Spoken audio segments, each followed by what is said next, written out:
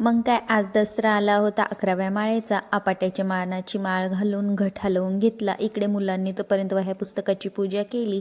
देव सर्व पानांवर झोपी घातले व नैवेद्य वगैरे दाखवून देवांची पूजा करून झाली. घटही हलवला. त्यानंतर परटीकोटमाही भरला. आरती वगैरे झाली. तळी भंडार केला.